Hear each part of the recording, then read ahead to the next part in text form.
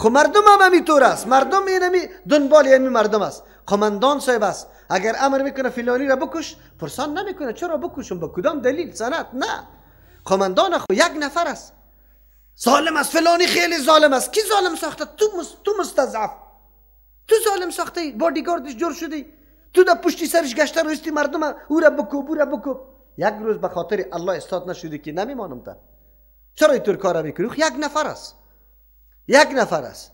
عوام بیچاره اینمی مردمای گمراهی که در رأس با نمایندی دین خود قرار داده، مردم نعوذ بالله تحمیق کرده، از پیشان استفاده ها کردن، آخرشان کشاندن در چی؟ نازل کردن در دار هلاکت، جهنم که جهنم است.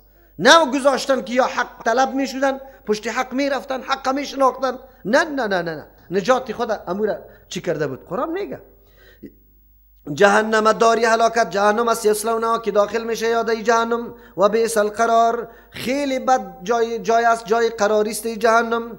و جعلوا لله چه قسم یاره داری بوار، و جعلوا گردانیدن لله برای الله اندادن ند شریکه، لیضلوا عن سبیلی که گمراه بسازه مردم عن سبیلی از راه الله متعال. معبودای غیره پیدا کرد نعوذ بالله که مردم گمراه شوه، اینا مختلف معبودا را برش پیدا کرد. کسی را حقی قانونی تشریعی داد، کسی را نظام حاکم، کسی را حلال و حرام کننده، و کسی را یا خو مردم همینطور میگه. چی برد میگه؟ به مرید خود میگه فلان مرض داری در فلان جای برو، بسیار شخص است، در خوم آمده بود که خب شخص است، انداد جور کرده. لیضلوا عن سبیلی که گمراه بسازه مردم از راه توحید الله، یکتا پرستی الله. قل پیامبر علیه السلام تمتعوا بهره بگیره، بهره من شوه. خب گیر کرده این مردم های ساده لوحه بزغاله و چیسته گوسفندایش جمع کرده، در یک سال آقا صاحب میره سری اسب، ای که میبینی مخلوق است در دمی اسبش میدوه، تبرک حاصل میکنه در اسبش. شما باور بر الله بکنه که در پای اسبش خود آویزان میکنه. اونجا میرسه از هر طرف چاپی شروع میشه، یک گروپ چاپی مردا، باز میره گروپ چاپی زنا میره. باز آقا صاحب است، آقا صاحب در این سرحد میرسانن که خلاص از اون طرف که پس حرکت میکنه رمی مال است. این بیچاره پشت یک بزغالگه که تو چشمایشان افتاده، اما اینجا گوسفندای قوی. پیر صاحب میه آل دیگه گوشت خوریسته، تا یک سال گوشت خوریش ختم نمیشه، مفت الله برش آورده. دکاندار چای فروش از اونجا، بوره فروش از اونجا، روغن فروش از اونجا، قراریسته. پس اکوی در کوچی غرق نشسته است، یک اف میکنه خلاص دستار اینطور مانده، از دستی که شل میشه در سری چی میمانه که مردم بوسه میکنه میمالشه. الله متعال میگه خیر است. قل بگوی پیامبر علیه السلام تمتعوا بهره بگیری، فان مسیرکم الی النار، بازگشت شما به سوی آتش جهنم است. چرا که مردم دعوت به خود پرستی کرده، نه به الله پرستی. همیشه عظمت و بزرگی خدا به مردم تعریف کرده، الله را معرفی نکرده که الله یک یگانه است، مشکل کشا، جت روا اوسته. نه یک روز میگه پا نزده، بلکه خود معرفی کرده. خودیدم مریدا را از دروغ میگه، به مردم بگو که اینطور خودیدم. یا نفرای تربیه شدگی است، شما خبر نداری. شما که یک دفعه من خود میگم که یک پیری خوب موحد شوه که می کلی گپا را برملا بسازه. قل لعبادی الذین، الله میگه بگو برای بندگانی ما و کسانی که ادای شکر کرده، آمنو که ایمان آورده، عقیده توحید الله را پذیرفته. آلی عقیده توحید از کجا نمایان میشه؟ رابطه خدا با الله قایم میکنه. یقیم الصلات، نماز درست برابر به مو رقم که پیغمبر فرمان داده امو قسم ادا میکنه. نماز اقامت الصلات امیر میگه خشوع خضوع، پورا کردن شرایط، مستحبات، سنن کلشه. و ینفق مما رزقناهم، خرج میکنه موافق شریعت، در راه شریعت، جایی که شریعت امر کرده، از بعضی آن چیزی که ما برش روزی دادیم، اگر علم است، اگر مال است، اگر آبرو و عزت است، در موقعی که ضرورت پیدا میشه مصرف کرده رویسته. مسلمان مسلمی هم نیسته که در یک وقت مصرف میکنه دیگه وقت نه، سرا و علانیتا، پنهان و آشکارا. در جایی که تقاضای پنهان است پنهان میکنه، جایی که تقاضای آشکارا است مطابق موقع مصرف کرده رویست. من قبل آیاتها، پیش از که بیا برشان یومن، یک روزی که لا بیع فی اجن، خرید و فروش دوجه نیست که یک چیزی را برای خود خریداری کنی، ولا خلال اجن، و دوستی که به مبنای دنیا باشه در اونجا به درد بخوره. نه یکی دوستی به مبنای دین است، او دوستی به درد میخوره. اما دوستی که با مبنای دنیا بود اونجا مکمل ختم میشه. در دنیا با دو چیز انسان خود از یک جای خطا میده. اگر تو را کسی بگیره اول چی میکنی؟ اوجا با پیسه رشوت میدی خود خلاص میکنی، پولی زیاد داری.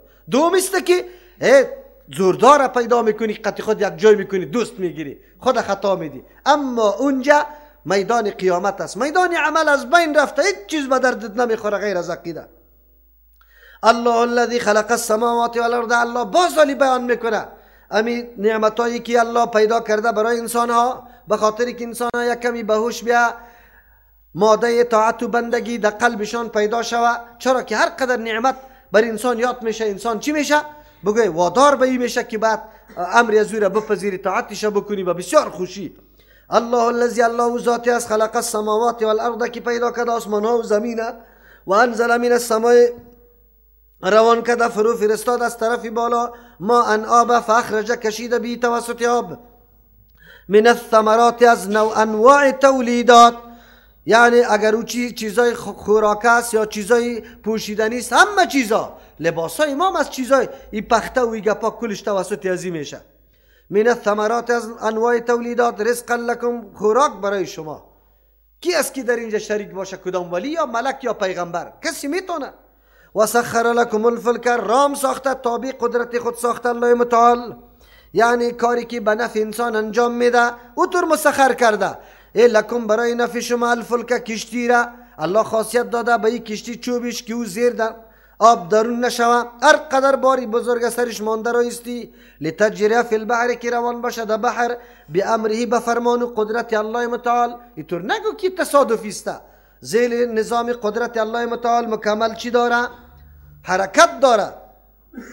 یا ببیبی مایه حیات برای خودتان، برای خوراکایتان، خوراک هم از این پیدا میشه.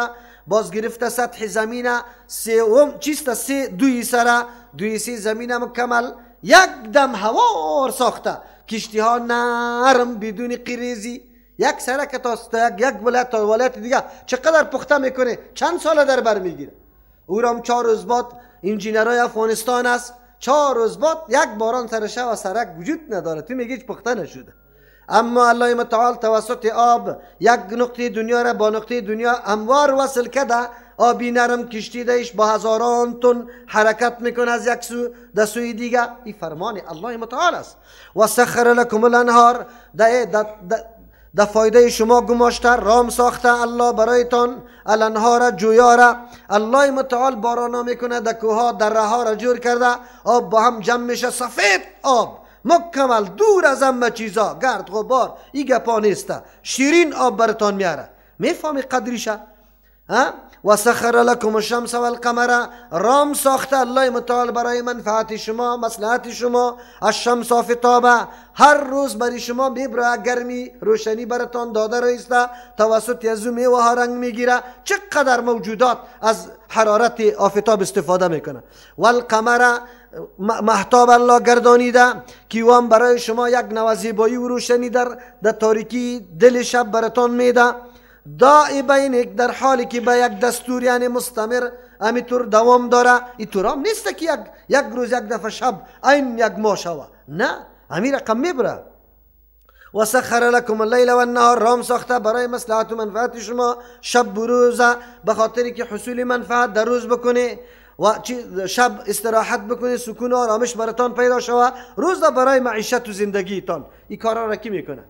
پس اینجا است که الله میگه الله الذی، الله مذاتی است. و کسایی که میگه که نه این زمینا که از ترکستان در پیش فلان ولیسته، اختیارات فلان منطقه گوشه زمین در فلان است، اینجا فلانی حاکمیت داره، اونجا فلانی حکومت داره، بارانا را گروا بخواه میکنه. مردم کابل میگه ذمه برارش عاشقان و عارفان است. شاید شمشیره علیه رحمه است. شرک است، منافات و ضد با آیات قرآن داره. این گپ غلط است. و آتاکم من کل ما سألتموه، خلاصه سخن داده برایتان من کل ما، از تمام آن چیزی که سألتموه شما حاجت داره. سألتموه ایمانا نه که شما سوال کرده، ما سوال نکردیم، هیچ نبودیم، وجودی ما را کی سوال کرده؟ الله ما را وجود بخشیده دیگه. ای ماشینای چیسته؟ به میلیون ها ماشین در وجودی توست، به میلیارد ها. یک مسئله خون چقدر گلوبل ها هسته؟ او کدام وظیفه را انجام میده؟ ایرا برای شما خبر است. کی سوال کرده این نعمت ها را؟ الله میگه و آتاکم داده براتون، داده آن چیزی که من کل ما سألتموه، از تمام آن چیزی که قابل خواستن است، حاجت و ضرورت شماست، مکمل براتون داده. الله اکبر. و این تعد نعمت الله، اگر بشمار نعمت های الله لا تحصوها، شمار کردن نمیتونه. میتونه کس؟ قطعا. وجود خود اندیشه بکو، فکر بکو. بله اون نعمت هایی که در نظر ظاهر ما میخوره، نعمت هایی که مخفی است او خیلی زیاد است از آن چیزی که به نظر ما معلوم میشه. لیکن با همین قدر نعمت های بزرگ، ان الانسان لظلوم کفار، بسیار ظلوم است او کفار ناسپاس است. ظلم چرا است؟ به انصاف است، ستمگار است. الله رقم نعمت ها را برش داده، لیکن باز میبینی که تجاوز در حق دیگه میکنه، مال از او را دزدی میکنه، تلاش میکنه، جنگ میکنه، دعوا میکنه که زمین از این بگیره، مال از این بگیره. امریکا رسای کو هر چیز داره، لیکن تلاش میکنه که مرکزی آسیای مرکزی را تسلط سرش حاصل کنه که نفت در قدرت خودش بیا. انسان خیلی ظلوم است. نعمت ها را الله به هر کس داده، اما این در حد انصاف خود باقی نمیمانه میطور، بلکه تلاش میکنه که حق دیگران را بگیره. کفار بسیار ناسپاس است. یک روز دو روز زندگیش خوب نمی باشه، شراب و کبابش نرسیده باشه، نعوذ بالله الله را دشنام میده که چی حالا سرم آورده. نمیبینه که صحتی درست و تندرسته که مردم ها رسایی که تمام روز در هندوستان روان است، در جرمنی روان است، عاجزی میکنه، دکترها گردن نداره و ما چست و چیستا چالاک میگردم. سیستا که نان ندارم، در خانه بیلدینگ ندارم، اما وجودم هست. یا نعمت های معنوی دیگری که الله به کسی نصیب کرده از دین و از علم و فهم دین، الله برش نصیب کرده در راه دعوت است. این نعمت های هستند که یقینا قطعا نافراموش شده نیست در مقابل دیگه کل حاجات. از همون خاطر من میگم که وقتی حصول رضای الله در هدف ما باشه، هر نوع دشواری و سختی را به چیست؟ با پیشانی باز میپذیریم، به خاطر که رضای الله باشه. این نعمت های بزرگ الله متعال است. انسان باید ناشکر ناسپاس نباشه. ناسپاسی چی را میگه؟ پیش براتان در شکر گفته بودم که نعمت های الله را در او وجه استفاده نشوه، به او هدف استفاده نشوه که الله امور پیدا کرده. اعضایی که الله برات داد، اگر را در هدف درست استفاده نکردی، توجیه کردی برای نعوذ بالله خواهش پورا کردن خواهشات نفسانی، تو ناسپاسی کی چی را کردی؟ نعمت الله را. این کتاب الله نعمت الله است. اگر ما از این درس نگرفتیم، این را چراغ زندگی خود جور نکردیم، استفتاء از قرآن نکردیم، نعمت الله را چی کردیم؟ ناسپاسی کردیم، که یقینا همین نعمت ما سالا ناسپاسی کردیم. الله رحم بکنه. و اذ قال ابراهیم رب اجعل هذا بلدا، آل دلیل نقلی را بالای گپ تیر میکنه که ابراهیم علیه السلام الله نعمت داده، اما سپاس بزرگ از نعمت الله کرده. کدام نعمت؟ نعمت توحید الله. ابراهیم علیه السلام کدام شخصیت است؟ بله همه دشواری ها را در مقابل نعمتی که الله برش داد توحید متحمل است. اگر فرمان میرسه که بچه قربان کو، بچه قربان. فرمان میرسه زن و بچه طفل در یک جای برای تعمیر مرکز توحید بگذار، باز نمیگه که نمیگذارم، که این بچه خورده سی زن است، اینجا چی کنه؟ وحشت زده میشه، از دستی غربت و وحشت جان بده. نه فرمان میرسه در اونجا برو، در اونجا برو. هر فرمانی که میرسه ابراهیم علیه السلام آماده است. این درس است که ما سپاس نعمتهای الله را وقتی میتونیم که از نعمتهای الله به وجه درستش کار بگیریم. و اذ قال ابراهیم، قابل یادآوری است در آن وقتی که میگه ابراهیم علیه السلام رب اجعل هذا البلد آمنا، ای پروردگار بگرد این شهر جای امن، و جنوبنی و بنی، مرا نگاه کو، ای دور داشته باش ما را و بنی اولادی مرا، ان نعبد الاصنام، از اینکه ما عبادت بتا را بکنیم، از این ما را دور نگاه کو یا الله که عبادت اصنام و بتا را نکنیم. زمانی است که ابراهیم علیه السلام هاجر را امرای اسماعیل علیه السلام آمد امرای جبرئیل امین در هر جایی که سرسبز و خیلی شاداب نمایان میشد میگفتم اینجا مامور شدن، گفت نه، تا که در پیش کعبه که فعلا کعبه آباد است در اینجا آمد، در بین کوها یک چیز وادی مکمل ریگزار، هیچ چیزی نه درخت، نه زراعت، نه آب، نه چشمه، هیچ چیزی نه. او اونجا برش میگه که اینجا باید گذاشته شود. اونو حالت است که ابراهیم علیه السلام وقتی یار گذاشت تنها چیسته هاجره را امرای اسماعیل علیه السلام. البته بعضی تفاسیر نوشته میکنه که برای خوش کردن سارا، چون که زن انباق سرش گرفته بود و بعدش آمد، به خاطر از اینکه او خوش شو آور چه این دشت و بیابان گذاشته که یاره حیوانات و وحشی بخوره. این گپ غلط است، بلکه به فرمان الله در اینجا آورده بود. بله شفقتی شوهرداری یا خانوادگی تقاضا را میکنه. این داستانه همونطور نیست، این داستانه درسای عظیم برای ما و شماست. خصوصا کسی که ملت ابراهیمی خود میگیره داد میزنه که من ملت ابراهیم علیه السلام هستم. از ابراهیم علیه السلام از زندگی، کارنامه، کردارش برای خود درس میگیره که چی بکنه. آیا به خاطر دین الله متعال از چی چیز قربان بکنه؟ ابراهیم علیه السلام مامور است، یک زن و فرزند خورده باید دینمی دیار وحشتناک بگذاره. چرا؟ به خاطر که آینده مرکز توحید عالم جور میشه. امروز مرکز توحید کل دنیاست. این همونطور جور نشده، بلکه اول قربانی را کی داده؟ ابراهیم علیه السلام داده. دوم قربانی را هاجره و سوم قربانی را اسماعیل علیه السلام داده یا قربانی کرده. این قربانی ها یقینا ثمر بخش قربانی هاست که امروز ما و شما باید درس به خود بگیریم. ابراهیم علیه السلام زمانی که پس میره از هاجره و اسماعیل علیه السلام از تپه و طرف پناه میشه. وی که هاجره برش گفت که ما را به کی میمانی و حتی ابراهیم علیه السلام توان نداشت جواب برش بگویه. از او خاطر در سوم مرتبه چون که در بیت نبوت تربیت شده بود میفهمید که ابراهیم علیه السلام حتما به حکم الله کار میکنه. گفت الله تو را فرمان داده. ابراهیم علیه السلام محض سرش دور میده، بازو میگه که اذن لا یضیعنا، پس الله متعال در این وقت ما را ضایع نمیسازه. اما او طرف که میره او رابطه و محبت خانوادگی کی ایجاب میکنه که انسان یک زن خود به همراه یک طفلک در یک دشت بگذاره. از امو خاطر امو محبت ابراهیم علیه السلام در قلبش در حالت حرکت میه، دستی دعا را بالا میکنه. دعای ابراهیم علیه السلام هم بسیار تربیتی و سازنده است. چی دعا را میکنه؟ عالی میگه اول دعا را خوی میکنه.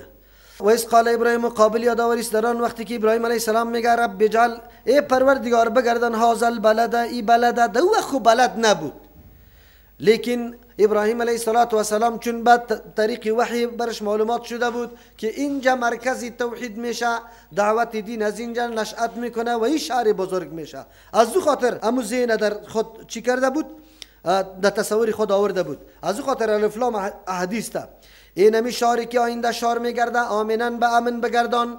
اول چیزی که در زندگی انسان خیلی اهمیت داره، اول چیز امنیت است که امنیت نباشه هیچ کار نمیشه. امنیت ضرورت اولی هر فرد انسان است، بلکه هر چیزی که جاندار است اول ضرورت اولیش اینمی مسئله امن است. و جنوبنی و بنی نعبد الاصنام دوم چیزی که خیلی اهمیت داره در زندگی انسان امنم موجود باشه، لیکن آلوده به شرک و انحرافات باشه. از اینجا بر ما واضح میشه که اهمیت توحید چقدر است و شرک چقدر چی است، مخرب و چقدر بد است. ابراهیم علیه السلام دعا میکنه که چی است؟ مرا نگاه کو اولاد مرا از اینکه نعوذ بالله پرستش بت را بکنم. اینجا مراد از اولاد سلبی است، کسی که اولاد مستقیم ابراهیم علیه السلام است. چرا در اولاد بعدیش خب بسیار مردم مشرک و کافران پیدا شده. از او خاطر او دعای ابراهیم علیه السلام اجابت شده. از او خاطر مراد از پیش اولاد سلبی است. اولاد سلبیش خونمو اسحاق چیست؟ اسماعیل علیه السلام است که انبیاء علیهم السلام است. از اینجا بر ما واضح شد که انسان مثل که به اولاد خود دعاهای دیگر میکنه، دعای عقیده را خیلی زیاد بکنه. نه تنها پدر و مادر، اولاد برای پدر و مادر دعا بکنه که الله عقیده درست نصیبشان کنه، آخری عمرش به توحید الله باشه، توفیق اعمال نیک برش نصیب بکن. پدر و مادر به اولاد دعا بکنه، اولاد به پدر و مادر دعا بکنه. این بسیار حق اولی است. یکی از جمله حقوق پدر و مادر سر اولاد و از اولاد سر پدر و مادر است که دعای هدایت برش حتما بکنه، قطعا بکنه. ابراهیم علیه السلام درس میده برای ما تنها غمخور زندگی دنیایی که باید نباشیم. ما در این فکر نباشیم که اولاد باید زندگی مرفه داشته باشه، خانه داشته باشه. تاسف است، ما برای تعمیر زندگیشان توی برش میکنیم، خانه برش جور میکنیم، اما یک دفعه برای هدایت یا راهیابی اولاد خود فکر نکردیم که کدام عقیده را اولاد داشته باشه. این کار نکردیم. اما ابراهیم علیه السلام از خانه کاشانه از همه چیز کرده. اولین چیزی که دعا میکنه موضوع دعای چی است؟ ایمان است. و جنوبنی و بنی مرا دور داشته باش اولاد سلبی مرا ان نعبد الاصنام، از اینکه ما عبادت بت را بکنیم. آلی اصنام چی را میگه؟ اصنام هر جسمی که ساخته شده واسه از چوب سنگ جسه ها را که ما و شما کالبد برش میگیم، ایرام اصنام میگه.